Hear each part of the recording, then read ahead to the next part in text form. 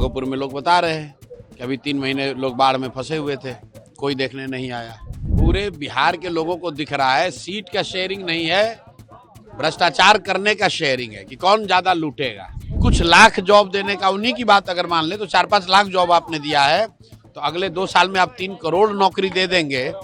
इसका तो बस एक ही मतलब है कि या तो आप मूर्ख हैं या सबको मूर्ख बनाने की कोशिश कर रहे हैं। ऑब्जर्वेशन यही है कि जो पूरे बिहार में जिस बदलाव की चाहत लोगों में दिखी है पिछले 3 साल में, वही चाहत यहाँ पर भी है, वही विषय है। लोगों के वोट से नेता बड़े बन गए।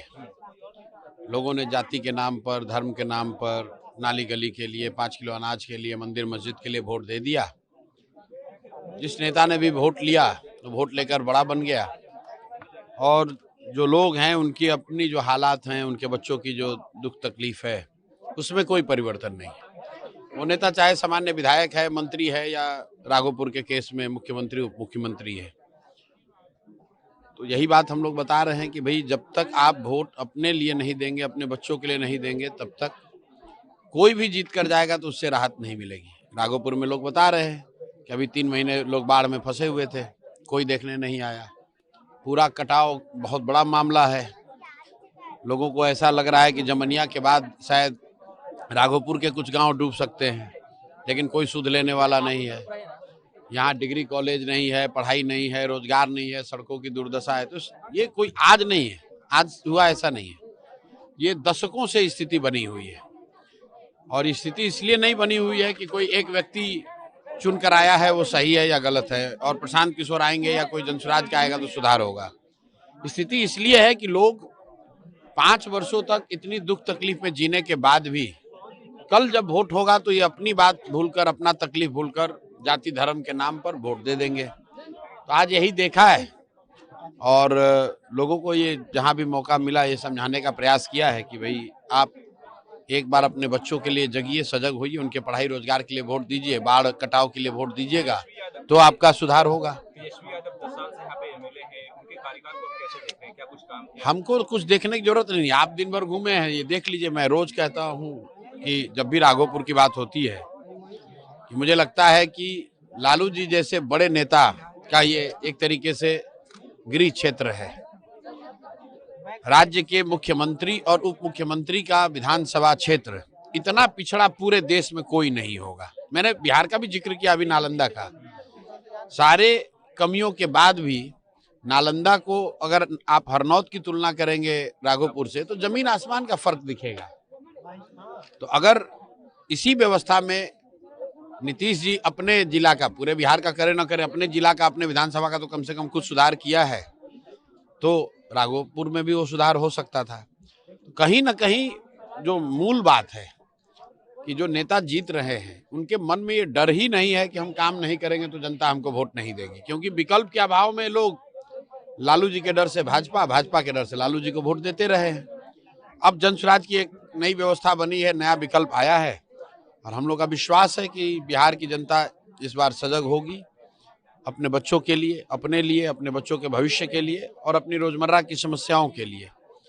अगर होंगे तो सुधार होगा, नहीं होंगे तो ये जो दशा दुर्दशा चल रही है इसे आगे चलता रहेगा। आप लोगों से मिले आज, समस्याओं के पूछते रहे, और साथ में ये भी पूछा कि क्या मैं यहाँ से चुनाव लड़ूं? नहीं, ये नहीं पूछा कि चुनाव लड़, लोग कह रहे हैं चुनाव लड़ने की बात, उसका आकलन एक आज असेसमेंट हमने किया है, और वो जनसुराज के सभी संभावित प्रत्याशियों के लिए है। जो भी जनसुराज में प्रत्याशी के तौर पर सक्रिय रहा है किसी भी क्षेत्र में, उसको उस क्षेत्र में जाना ही पड़ता है, जाकर काम करना पड़ता है, लोगों का विश्वास हासिल करना पड़ता है, लोगों से पूछना पड़ता है, और जब लोग कहते हैं कि यही सबसे कारगर है तभी उसको टिकट मिलता है, तो हम पर भी लागू होता है। इसलिए आज आए हैं, क्योंकि राघोपुर से अगर लड़ना है तो राघोपुर के क्षेत्र की जनता को तो हमारे पक्ष में खड़ा होना होगा। और आज जो देखा है, समझा है, वो जाकर कल पार्टी की बैठक है उसमें रखेंगे। 1-2 दिन में पता चल जाएगा कि कौन लड़ रहा है। आप यहाँ क्षेत्र में घूम रहे हैं, लोगों के बीच में हैं, लोगों की समस्याओं को जान रहे हैं, समझ रहे हैं, लेकिन पटना से लेकर दिल्ली तक तमाम जो एनडीए हो, इंडिया हो, बस एक सीट मुझे ज्यादा मिल रहा है, एक सीट मुझे कम मिले, इसके लिए भाई लड़ाई चल रही है। ये तो पूरे बिहार के लोगों को दिख रहा है, हुआ नहीं उन लोगों का अभी तक। पूरे बिहार के लोगों को दिख रहा है सीट का शेयरिंग नहीं है, भ्रष्टाचार करने का शेयरिंग है कि कौन ज्यादा लूटेगा। किसका ज्यादा मंत्री बन जाएगा, किसको ज्यादा ठेका मिल जाएगा, किसको ज्यादा लूट का हिस्सा मिलेगा, उसकी लड़ाई है। और वो स्वाभाविक है, चलेगी, अभी कई दिनों तक चलेगी, क्योंकि बिहार, उनको मालूम है कि भाई एक बार हम अपना गठबंधन वगैरह बना के आ जाएंगे, फिर जनता को बेवकूफ बनाएंगे। कोई जात के नाम पर बिक जाएगा, कोई हिंदू मुसलमान बन जाएगा, कोई 5 किलो अनाज के लिए वोट दे देगा, कोई 500 रुपए के लिए वोट दे देगा। लेकिन अगर ये लोगों ने किया तो मैं आपके माध्यम से बिहार की जनता को ये बताना चाहता हूं कि भाई तब अगले 5 साल भी इसी कुव्यवस्था में जीने के लिए तैयार रहना, फिर दोष किसी को मत देना, फिर ये नहीं कहना कि बिहार में बहुत भ्रष्टाचार है, क्योंकि भ्रष्टाचारियों को अगर आपने वोट दिया है तो कल वो जीत कर आएंगे दोबारा चुनाव के बाद तो और ज्यादा भ्रष्टाचार करेंगे, और ज्यादा आपका लूटपाट करेंगे। तो हर हालत में जिन लोगों ने भ्रष्टाचार किया है उनको आपको हटाना है, नहीं हटाइएगा तो तैयार रहिए इसी दुर्दशा में जीने के लिए। यादव ने कहा कि अभी प्रॉमिस किया कि हम एक परिवार को एक एक नौकरी देंगे, उसको कोई उसका ना कोई कहा कि मेरे पास विजन है, मैं दूंगा ना, तो वो, हाँ तो ठीक है। तो 78 साल के बिहार की देश की आजादी के बाद बिहार में 26 लाख के आसपास लोग नौकरी करते हैं, और उस 78 साल में 18 साल तो तेजस्वी यादव और राजद की सरकार रही है, उस सरकार के बड़े हिस्सा रहे हैं। तो अगर 18 साल में आप कुछ लाख जॉब देने का, उन्हीं की बात अगर मान ले तो 4-5 लाख जॉब आपने दिया है, तो अगले 2 साल में आप 3 करोड़ नौकरी दे देंगे। इसका तो बस एक ही मतलब है कि या तो आप मूर्ख हैं या सबको मूर्ख बनाने की कोशिश कर रहे हैं।